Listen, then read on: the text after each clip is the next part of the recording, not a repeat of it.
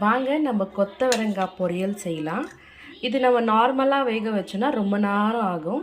குக்கரில் வந்து ஒரு 2 விசில் விட்டோன்னா உப்பு போட்டு சீக்கிரமாக வெந்துடும்.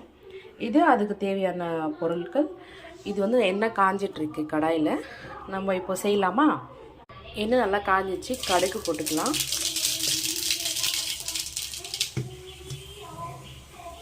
எண்ணெய் ரொம்ப காஞ்சிச்சு, ஸோ அதனால் நம்ம ஃபஸ்ட்டு வெங்காயம் போட்டுக்கலாம்.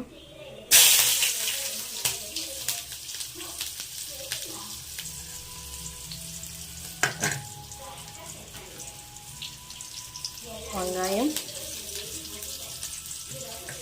கருவேப்பிலை எல்லாம் போட்டு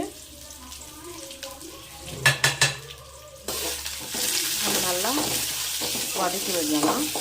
நான் ஏன் ஃபஸ்ட்டு கடலப்பருப்பு உளுத்தம்பருப்பு போடலன்னா ரொம்ப காஞ்சிடுச்சு கடாய். ரொம்ப காஞ்சிட்டு இருக்கிறதுனால நம்ம இது போட்டோன்னா தீஞ்சிடும்.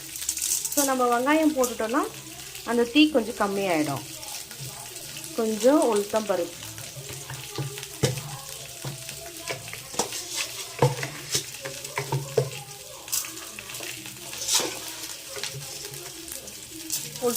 கொஞ்சம். இப்போது அது தீயாது. அப்போ நம்ம காய் சாப்பிடும்போது நல்லா முறைன்னு இருக்கும்.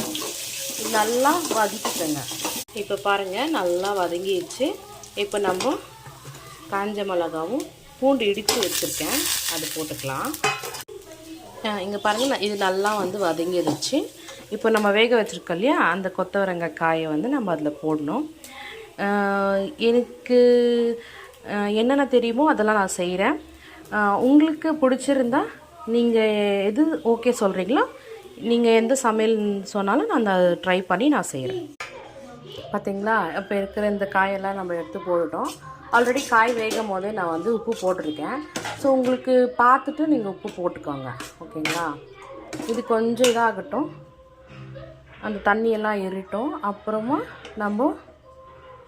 இப்போது நம்ம என்ன பண்ணலான்னா, குழம்பு மிளகாத்தூள்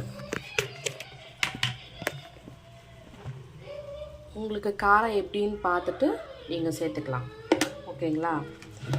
எனக்கு போதும், இவ்வளோவே ஒரு 1/2 ஸ்பூனே போதும். உங்களுக்கு எவ்வளோ வேணுமோ அவ்வளோ நீங்கள் மிளகாத்தூளெல்லாம் போட்டுட்டு கொஞ்சம் நேரம் சிம்லேயே விட்டிங்கன்னா அது நல்லா தண்ணியெல்லாம் எடுத்துட்டு நல்லா இது பண்ணி கொடுக்கும். இப்போ நான் இங்கே செய்கிறேன்னு சொல்லிவிட்டு இங்கே பாருங்கள், ஹாய், எனக்கு ஹெல்ப் பண்ண வந்துட்டுருக்காரு. ஸோ இதெல்லாம் நம்ம ஆன உடனே கொஞ்சம் கடலக்காய் எடுத்து நல்லா தூள் பண்ணி நம்ம போட்டோன்னா இன்னும் டேஸ்ட் நல்லாயிருக்கும்.